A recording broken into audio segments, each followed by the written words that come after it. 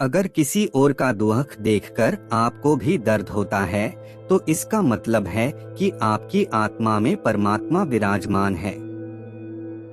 कोई भी कर्म करने से पहले एक बात का हमेशा ध्यान रखना चाहिए कि ईश्वर की नजर सब पर होती है। अच्छे लोगों की ईश्वर परीक्षा बहुत लेता है, लेकिन साथ नहीं छोड़ता है, और बुरे लोगों को ईश्वर बहुत कुछ देता है, लेकिन साथ नहीं देता है। जो कुछ भी है तुम्हारे दिल में, सब ईश्वर को खबर है। तुम्हारे हर हाल पर भगवान की नजर है। जब तक ईश्वर तुम्हारे साथ है, तब तक दुनिया की कोई भी ताकत तुम्हें हरा नहीं सकती है। कर्म का फल इंसान को उसी तरह ढूंढ लेता है, जिस तरह बछड़ा सैकड़ों गायों के बीच अपनी माँ को ढूंढ लेता है। मन का झुकना बहुत जरूरी है। केवल सर को झुकाने से परमात्मा को प्राप्त नहीं किया जा सकता है। प्रार्थना शब्दों से नहीं, हृदय से होनी चाहिए, क्योंकि ईश्वर उनकी भी सुनते हैं जो बोल नहीं सकते हैं। किसी व्यक्ति की मदद कर आप ईश्वर से आप एक पुण्य कमाने के सहभागी बन जाते हैं। यकीन करो, जब ईश्वर देगा तो बेहतर नहीं बेहतरीन देगा। ईश्वर को अपना मित्र बना लो, फिर तुमको कामयाब होने से कोई नहीं रोक सकता है। मौन प्रार्थनाएं जल्दी पहुंचती है ईश्वर तक, क्योंकि वो शब्दों के बोझ से मुक्त होती है। दोस्तों, रखिए रब दूसरा दरवाजा खोल बगैर पहला दरवाजा बंद नहीं करता है। ईश्वर पर विश्वास बिल्कुल उस बच्चे की तरह करो जिसको आप हवा में उछालो तो वो हंसता है, डरता नहीं, क्योंकि वह जानता है कि आप उसे गिरने नहीं दोगे। ईश्वर कहते हैं कि संतुष्ट मन इस दुनिया का सबसे बड़ा धन है। श्री कृष्ण कहते हैं कि जिस व्यक्ति को आपकी कद्र नहीं, उसके साथ खड़े रहने से अच्छा है आप अकेले खड़े रहें। हर इंसान के जीवन में एक समय ऐसा जरूर आता है जब उसे सच्चे दिल से ये महसूस होता है कि इस दुनिया में ईश्वर के अलावा कोई अपना नहीं है। इंसान कर्म करने में मनमानी तो कर सकता है, लेकिन फल भोगने में नहीं। अगर आपको कोई अच्छा लगता है तो अच्छा वो नहीं बल्कि अच्छे आप हो, क्योंकि उसमें अच्छाई देखने वाली नजर आपके पास है। कल की फिक्र मत करो, जिस भगवान ने आज तक संभाला है वो आगे भी संभाल लेगा। अपनी तरफ से पूरी कोशिश करो और बाकी भगवान को करने दो।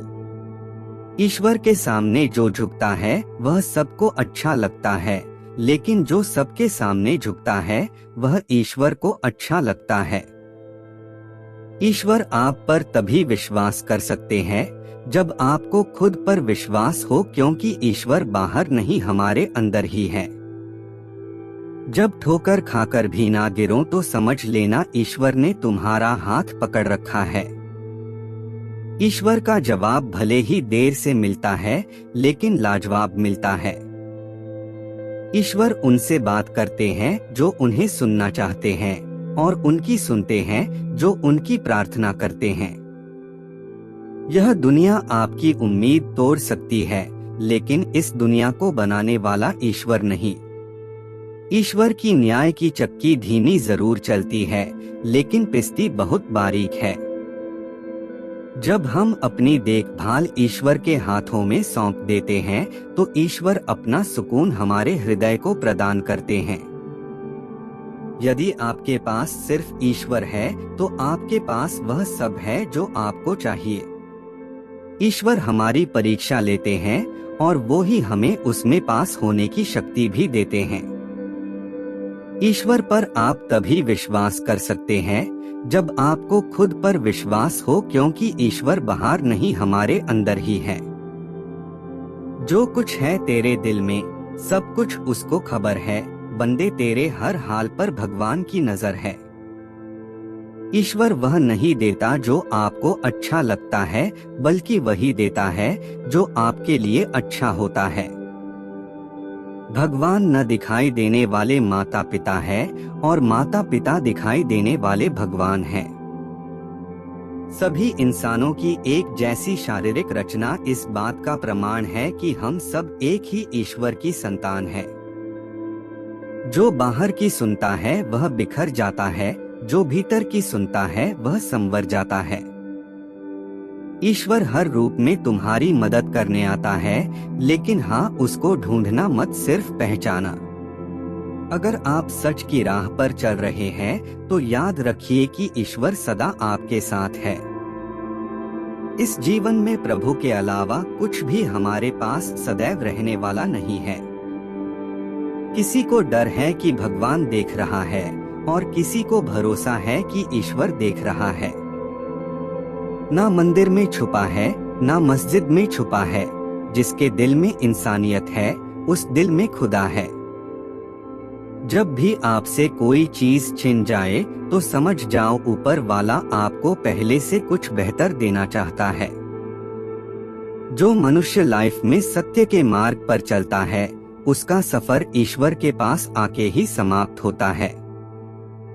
माता पिता की सेवा ईश्वर की सेवा के बराबर होती है।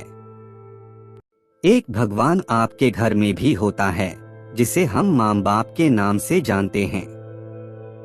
जब आप एकदम अकेला महसूस करते हैं, तब भी आपके साथ ईश्वर होता है। अगर आपकी समस्या एक जहाज जितनी बड़ी है, तो यह मत भूलना कि ईश्वर की कृपा सागर जितनी विशाल है। सच्चे मन से ही की गई प्रार्थना ईश्वर तक जरूर पहुंचती है। ईश्वर की उपस्थिति हर जगह है, सिर्फ इसे देखने वाला चाहिए। ईश्वर का कहना है, जब भी तुम अकेले महसूस किया करो तो मुझे याद कर लिया करो, तुम्हारी तन्हाई दूर हो जाएगी। ईश्वर द्वारा ली गई हर परीक्षा सिर्फ इंसान की प्रगति के लिए होती है और ईश्वर इस परीक्षा को खुद लेते हैं।